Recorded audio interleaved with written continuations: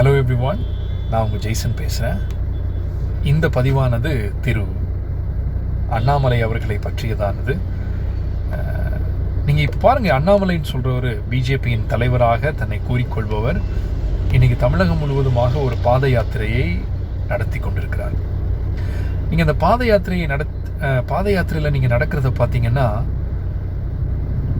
அதில் அவர் பண்ணுறது எல்லாமே மக்களுக்காக ஏதாவது பேசுகிறது மாதிரியோ, மக்களுக்காக ஏதாவது பண்ணுறது மாதிரியோ எதுவுமே இருக்காது. நீங்கள் கூர்ந்து கவனித்து பாருங்கள், நிச்சயமாக இருக்காது. அவர் பேசுகிறது எல்லாமே தமிழகத்தில் இருக்கிற இப்போ ஆளும் கட்சியான திமுக அரசை பற்றி, அதன் தலைவர்களை பற்றி மிகவும் கொச்சையாக பேசுவதும், தரம் தாழ்ந்து பேசுவதும், இது மட்டும்தாங்க அவரோட வேலையை வச்சுருக்காரு. அவர் தினந்தோறும் ஒவ்வொரு இடத்துக்கு போகிறாரு. முந்த நாள் திருவண்ணாமலை போனார், இன்னைக்கு வேலூர் போனார், கன்னியாகுமரி போனால் அங்கே இருக்கிற அமைச்சர் மனோ தங்கராஜ் அவரை வம்புக்கு இழுக்கிறாரு. வேலூர் போனால் வேலூரில் இருக்கிற திரு துரைமுருகன் அவர்களை வம்புக்கு இழுக்கிறாரு.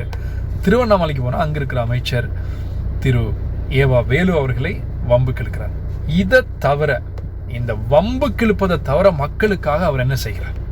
எனக்கு தமிழகத்தில் வந்துட்டு அந்த அமைச்சர் ஊழல் பண்ணுறாரு, இந்த அமைச்சர் ஊழல் பண்ணுறாரு, ஒரு குடும்பம் தான் வளருது அரசியலில், ஒரு குடும்பம் தான் அதிகாரத்துக்கு வருகிறது என்று அண்ணாமலை தினந்தோறும் வீதி வீதியாக கூவி கொண்டிருக்கிறாரே. நான் கேட்கிறேன், இவர் எதற்காக அரசியலுக்கு வந்தார்? என்ன மாற்றத்தை கொண்டு வருவதற்காக இவர் அரசியலுக்கு வந்தாரா? ஏங்க, நீங்களே யோசிச்சு பாருங்க. அண்ணாமலை வந்துட்டு ஒரு ஐபிஎஸ் ஆஃபீஸருங்க. அவரால் அந்த ஐபிஎஸ் ஆஃபீஸர் பணியை ஒழுங்காக பண்ண முடியல. எதற்காக அந்த ஆஃபீஸர் பதவியை அவர் ராஜினாமா செய்துவிட்டு இன்னைக்கு பிஜேபியின் தலைவராக மாறி இருக்கிறார்? கொஞ்சம் யோசிச்சு பார்த்தீங்களா? ஏன் அவ்வளோ படித்து பயங்கரமான அறிவாளி, நான் அறிவாளிங்கிறனால தான் அந்த பதவிக்கு நான் போனேன்னு சொல்கிறவர் ஏன் அங்கே இருக்க முடியல அவரால்? ஏன் அந்த மக்கள் பணியை அவரால் சரியாக செய்ய முடியவில்லை? இதிலிருந்தே தெரியுதுங்க, அவரால் மக்கள் பணியை சரியாக செய்ய முடியாது. இன்னொன்று, இவர் மக்கள் சேவை செய்வதற்காகவும் ஒன்றும் அரசியலுக்கு வரது கிடையாது. ஏதோ பதவிக்காகவும் அதிகாரத்திற்காகவும் அரசியலுக்கு வந்தவர் தான் இந்த அண்ணாமலை. அவருடைய செயல்கள் தினமும் அதை பறைசாற்றி கொண்டிருக்கிறது. நீங்கள் தெளிவாக கூர்ந்து கவனித்தீர்கள் என்றால் தெரியும். அப்படி என்ன பெருசாக அவர் செஞ்சுட்டு இருக்காரு? இன்னைக்கு எதுவும் பெருசாக செய்யலைங்க. கரூரில் ஒரு கான்ஸ்டிடியூன்சியில் எம்எல்ஏ சீட்டுக்கு நின்னார், டெபாசிட் கூட வாங்க முடியல. அந்த கோவத்தில் தான் கரூரில் இருக்கிறதான செந்தில் பாலாஜி அவர்களை இன்னைக்கு அவர் பாஜகவின் மாநில தலைவராக இருக்கிறதுனால அந்த லாபியை யூஸ் பண்ணி இன்னைக்கு அவரை தேவையில்லாமல் ஜெயிலில் போட்டிருக்காங்க. ஆனால் ஜெயிலிருந்து வந்ததுக்கப்புறம் ஒரு அதிரடி அரசியலை நிச்சயமாக அண்ணாமலை பார்க்க போகிறார். ஏங்க, எதுக்கு இந்த பயம்? ஒருத்தரை பார்த்து இவ்வளோ பயப்படணுமா? சரி, அதை விடுங்க. அது அந்தந்த நேரத்தில் எல்லாம் உண்மைகள் வெளியே வரும். அந்தந்த நேரத்தில் நீங்களும் உள்ளே போக வேண்டிய நேரம் உள்ளே போவீங்க. ஏன்னா டைம்னு ஒன்று எல்லாருக்குமே தானே இருக்குது. இன்றைக்கி அந்த பக்கம் திரும்பின இடி நாளைக்கு உங்கள் பக்கம் வரும். ஸோ இதெல்லாம் நடக்கிறது தாங்க அரசியலில். இதெல்லாம் விட்டுருங்க. நான் எதுக்கு இதை சொல்கிறேன்னா, மக்களாகிய நீங்கள் புரிந்து கொள்ள வேண்டும். அண்ணாமலை என்ன செய்கிறார், அவர் யார் என்பதை நீங்கள் புரிந்து கொள்ள வேண்டும். புரிந்து கொண்டால் நாட்டுக்கு நல்லது.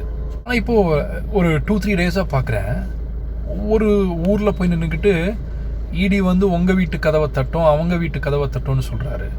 என்னங்க, நான் ஒன்று கேட்குறேன், உங்களுக்கு இப்படிலாம் சொல்கிறதுக்கு வெக்கமா இல்லை? என்ன, எப்போவும் மற்றவங்க வீடை தட்டுறது, மற்றவங்க வீடை எட்டி பார்க்குறது, வீடியோ எடுக்கிறது, ஆடியோ எடுக்கிறது, ஏங்க இதான் உங்கள் வேலையா?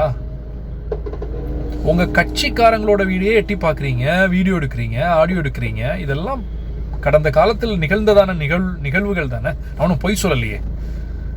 ஏன் இப்படி பண்ணுறீங்க? எப்போவும் அடுத்தவன் வீட்டை கதவை தட்டுறது, எட்டி பார்க்குறது, இப்படியே பேசிக்கிறாரு. ஒரு தலைவர் பேசுகிற பேச்சாங்க இது? ஒரு தலைவர் மாதிரியா பேசுகிறாரு?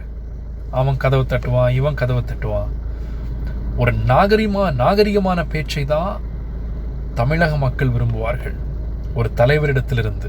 ஆனால் திரு அண்ணாமலை அவர்களிடத்தில் அந்த தலைவருக்கான ஒரு நாகரிகம் கொஞ்சம் கூட கிடையாது என்பதுதான் உண்மை. நான் எதுக்கு இதை மறுபடியும் சொல்கிறேன்னா, மக்களாகிய நீங்கள் தெளிவு பெற்றுக்கொள்ளுங்கள்.